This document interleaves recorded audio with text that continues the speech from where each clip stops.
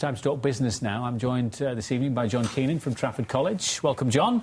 Tell us what you do at the college. Start-up business is your area of expertise, I understand.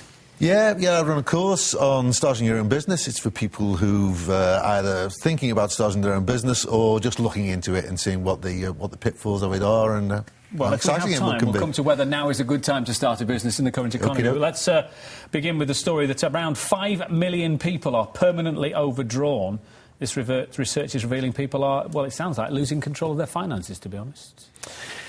Yeah, I mean, it sounds very much like that to me. I think, thinking of what businesses would do in a similar circumstance, if your expenditure was higher than your income, you simply need to write that. Now, that means if you've got staff and you're not making any money, then you might look to lay off staff.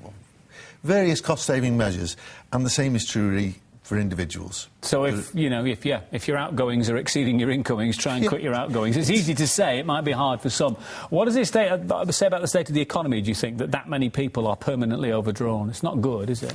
It isn't good. I mean, you can imagine it's fairly tragic for some of the individuals involved, but it's bad news. It's bad news for the economy anyway, that if a lot of people are in that position, because they lack flexibility. What can they do? Can they actually spend more money?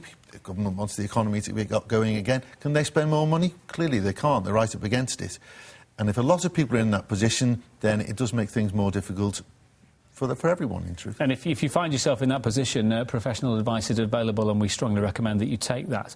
Elsewhere, the European Union, or the European Parliament Committee, has passed a plan to make firms pay new mothers their full salary for at least 20 weeks. This is a trebling of maternity pay. Now, I would imagine some business leaders, perhaps privately, not publicly, are quaking in their boots over this, aren't they?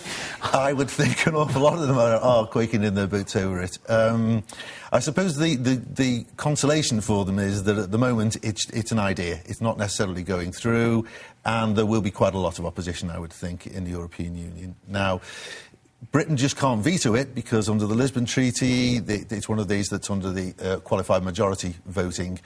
But we'll probably get support from other countries, and we'll wait and see what happens with that one. If it were to go through and you were running a business, is it going to mean you might look twice at employing a woman? It's going to cost you a lot of money if she goes off and has a baby, isn't it?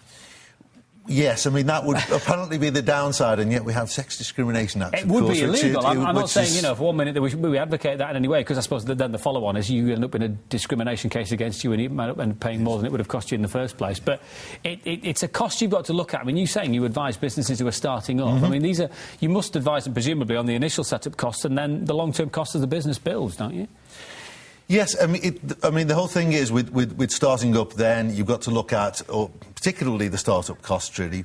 But in terms of taking on staff, we tend to take a consistent line on it. Unless you really need to take on staff at the beginning, get your business going, get it sorted out, know what your income is expected to be, and only at that point take on staff. Now, easier said than done. If you're running a shop, you can't run it on your own. You do need other people. But you can come a cropper if you expand too quickly, can't you?